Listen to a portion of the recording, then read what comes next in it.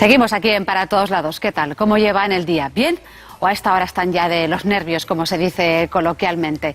La ansiedad es mala compañera, ya lo saben, pero no se preocupen, porque para aprender a controlarla tenemos con nosotros a Patricia Ramírez, psicóloga y colaboradora del programa. ¿Qué tal? Bienvenida. Buenas tardes. Buenas tardes. Bueno, de entrada, ya que la tenemos, ¿en qué nos ayuda la ansiedad?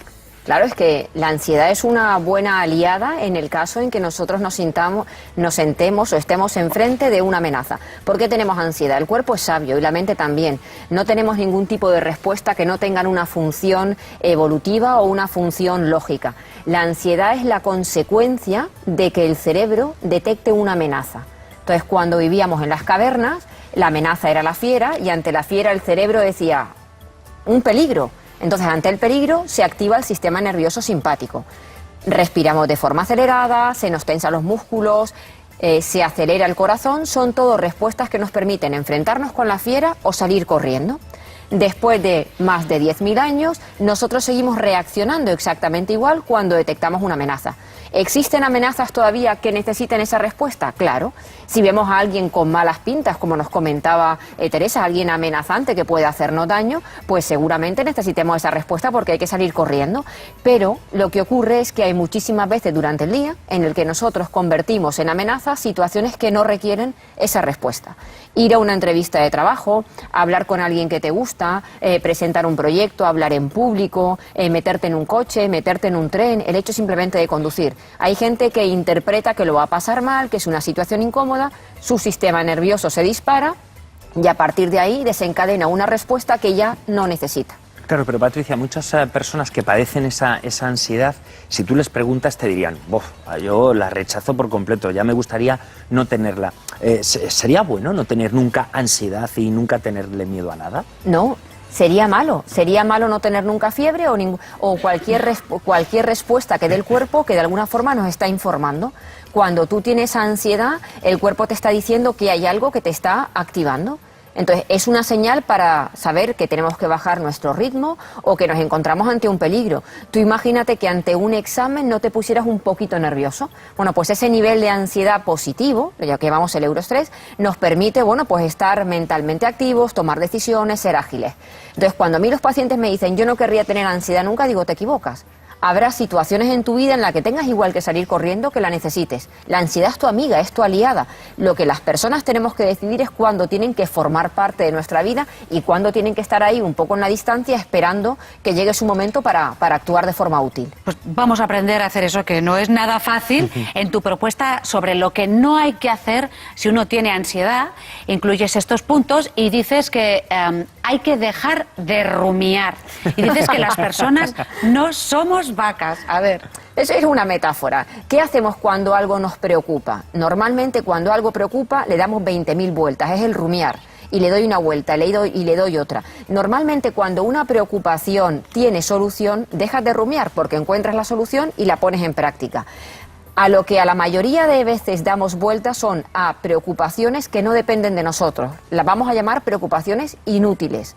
No hay nada que nosotros podamos hacer por solventar esa situación. Por ejemplo, esta persona me querrá toda la vida, seguiré siempre en este trabajo, la analítica que me he hecho tendrá un resultado positivo o negativo, ¿qué me depara el futuro? Bueno, pues en eso no puedes intervenir, pero le damos 20.000 vueltas. Entonces lo que hacemos es entrenar al cerebro para que le dé vuelta a las cosas, pero cada vez que das una vuelta no llegas a ninguna solución. Es vueltas y vueltas y vueltas. Entonces el cerebro sabe que algo te preocupa y el pobre te lo recuerda a ver si en alguna de esas vueltas encuentras una solución, pero no la vas a encontrar. El problema no es rumiar, el problema es que no aparecen soluciones. ¿Qué tenemos que hacer? Bueno, pues lo propuesto, dejar de rumiar. Y para dejar de rumiar, lo que tenemos que hacer es dejar de dar valor a ese pensamiento. Hay un ejercicio que viene de la terapia de aceptación y compromiso que dice que cada vez que algo te preocupe, pero que no dependa de ti, eso es importante, lo que depende de ti te tienes que ocupar. Pero lo que no depende de ti, simplemente lo dejes estar y des las gracias a la mente. O sea, si te dice la mente, la mente te dice, oye, ¿y la analítica esta que te has hecho cómo será? Bueno, pues lo veremos. Gracias, mente. O sea, es parafrasear, pero no intentes resolver esa ecuación porque no tiene una solución lógica. Claro, pero Patricia, muchas personas se justifican, evitan sus miedos. Yo no sé si es mejor afrontar los miedos que huir a la hora de buscar soluciones. Mira, cuando hablamos de justificarnos, claro, como la gente se ve y se compara con otras personas que emprenden, que se atreven, que ligan, que salen, que se van de viaje solas, que tienen autonomía, cuando ellos ven que no pueden hacerlo, que realmente hacerlo sí pueden. Lo que pasa es que no quieren sentir la emoción negativa de, bueno, del latido del corazón, de la sensación esa de ahogo, cualquier síntoma que provoca la ansiedad. Entonces lo que hacen es decir, es que no tengo tiempo, es que yo me siento mal, y están continuamente justificándose con los demás para no ser percibidos como personas poco valientes, y ante ellos mismos para entender por qué no se atreven. Entonces tenemos que dejar de justificarnos y tenemos que aprender a convivir con esas emociones. ¿A ti quién te ha dicho que no puedes conducir con ansiedad?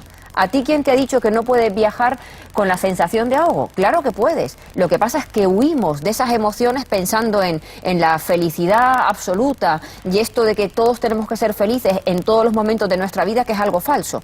Necesitamos convivir con esas emociones como la frustración, la tristeza y la ansiedad, porque forman parte de la vida.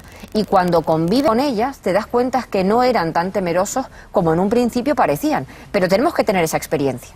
Se hacen chiquititos, se van haciendo chiquititos. Entonces, ser valiente y un poco inconsciente ayuda a superarnos. Exacto, claro que ayuda.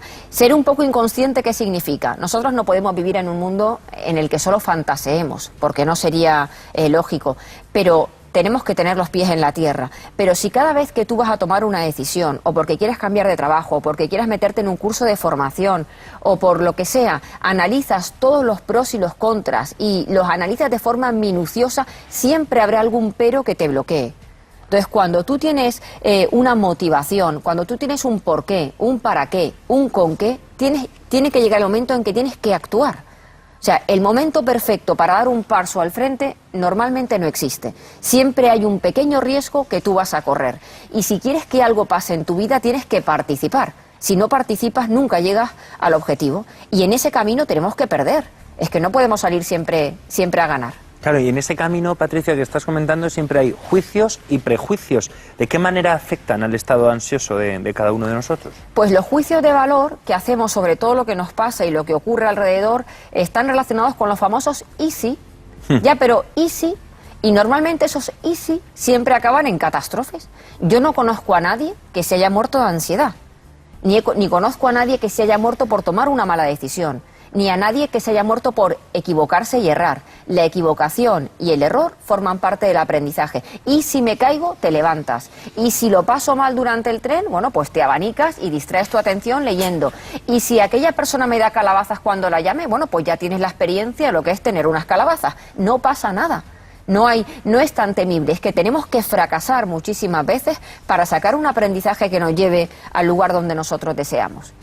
¿Y si me sale bien? ¿Y si la persona me atiende?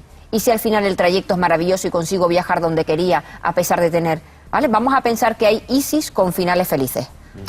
Las personas con ansiedad se escanean constantemente. ¿Qué es eso de la hipervigilancia? Que sería el punto 7, no te escanees. No te escanees. No es mirarse al espejo, ¿verdad, Patricia? No. Es gente que se conoce mucho mejor por dentro que por fuera.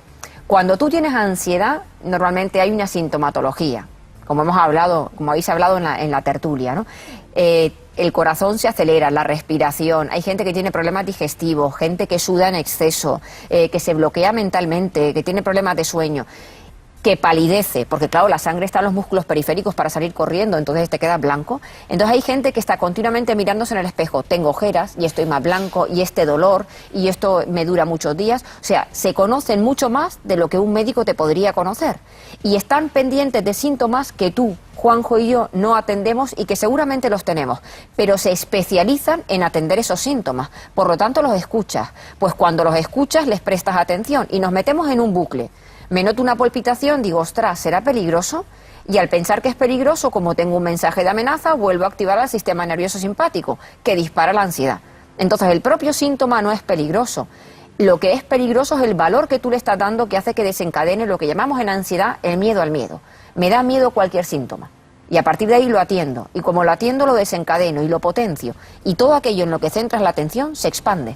Alimentas a la bestia. Yo tuve un paciente que sentado en reposo te era capaz de decirte cuántas pulsaciones estaba, porque sabía perfectamente contar el número de pulsaciones sin siquiera ponerse los dedos en ningún sitio. Pero claro, eso puede aburrir a los demás, ¿no? Como apuntas en el punto 6, olvida tu monotema. Si solamente hablamos de la ansiedad, exacto, ¿no? ¿Qué hace la gente con ansiedad? Hablarle de su ansiedad a todo el mundo, como muchos padres con sus hijos, que en todos lados sacan las fotos de los niños, ¿no? Bueno, pues a veces puede cansar porque no todo el mundo le interesan tus hijos y a no todo el mundo le interesa tu ansiedad. Pero aparte de que aburra a los demás y contaminamos y nos convirtamos durante un ratito en personas tóxicas, es que no es bueno centrar la atención en aquello que quieres, aquello de lo que quieres alejarte. ¿Qué haces pensando en lo que no quieres que pase? Si realmente quieres separarte de tu ansiedad, deja de hablar de ella, ¿vale? Como tienes que dejar de hablar de tu exmarido o de tu exmujer. Y céntrate en lo que está ocurriendo. A tu amiga cómo le va en el trabajo, cómo están sus hijos, qué tal lo pasaron en las vacaciones. Pregúntale a la gente, aliméntate de otro tipo de información. Cambio de tema. Pasa página. Porque si no, estás enamorado de tu ansiedad, del monstruo. Pero es un monstruo simpático. Sí. Cuando la gente contempla la ansiedad, yo siempre le digo a los pacientes, dibuja tu ansiedad, dale la forma que quieras, llévala en el bolso y decide cuándo quieres dejarla en casa o dejarla en el coche o cuándo quieres llevarla contigo. Estar enamorado significa estar muy pendiente de algo y me valoro y me escaneo y hablo de ella y le dedico tiempo y atención y estoy todo el día observando y leyendo en internet. Prohibido, igual que los pediatras, los ginecólogos les dicen a las que van a ser madre no leas nada y escúchame a mí, lo mismo con la ansiedad. Cuanto más síntomas miras en internet, que hay muchísima información, más te atribuyes todo lo que tienes y te identificas con todo. Eso es un error, ¿vale? Distánciate, nos estamos divorciando de la ansiedad, no la llames, no le mandes un mensaje y deja de pensar en ella. Se puede convivir con la ansiedad, ¿no? Como se puede convivir con la ansiedad porque muchísimas personas dejan de hacer un montón de cosas por miedo a sus síntomas y como decíamos antes, ningún síntoma ha matado a nadie. O sea, tú puedes estar trabajando aquí y tener ansiedad. ¿Estás más incómodo? Sí, pero estás actuando. En el momento en que tú empiezas a evitar situaciones, el grupo social o meterte en unos grandes almacenes, como mucha gente que tiene ansiedad que te dice qué horror, yo me muero. En el momento en que evitas situaciones, claro, te sientes seguro y tranquilo donde estás, pero tu mundo se va reduciendo y cada vez te dará más miedo todo aquello que estás evitando. Entonces, para vivir de forma plena, tenemos realmente que participar de todo lo que ocurre, de tu vida profesional, de tu vida social y de tu propia vida, tu deporte, tu familia. No puedes mantenerte al margen porque la ansiedad te esté bloqueando. Cuanto más te aísles, más te va a bloquear. Mayor se va a ir haciendo el monstruo y tú cada vez más pequeño. ¿Podríamos llegar a una depresión? Es decir, si no controlamos al monstruito. Pues sí, o a una depresión o a tener sintomatología relacionada con la tristeza y la apatía. De hecho, la tristeza y la ansiedad conviven de la mano. A veces es difícil de diagnosticar cuál es la célula madre, ¿sabes? Porque la persona que continuamente va aislándose, bloqueando su vida y limitándose se siente triste, se siente inseguro, baja su autoestima. Claro que van de la mano la tristeza y la ansiedad. Y muchos estilos de vida también llevan la ansiedad de la mano, las prisas, tal y como funcionan hoy las cosas, queremos respuestas inmediatas. Por eso decimos que hay que aprender a convivir con ella, porque es importante y ahí está. Lo que has dicho del ritmo de vida es importantísimo. Hay gente que hoy en día cree que tiene valor cuanto más cosas hace a la vez. O sea, tú te encuentras con un amigo por la calle y no es capaz de pararse un minuto mientras se despide de ti y te va diciendo es que tengo muchas cosas que hacer, es que voy con prisa. Como si eso fuese un valor. Darle otro ritmo a la vida y tomarnos las cosas con humor es fundamental para que uno pueda estar relajado y con un ambiente tranquilo. Patricia, como siempre, muchísimas gracias a ti y a tu pizarrita. A vosotros. Hasta la semana que viene. Hasta la semana que viene.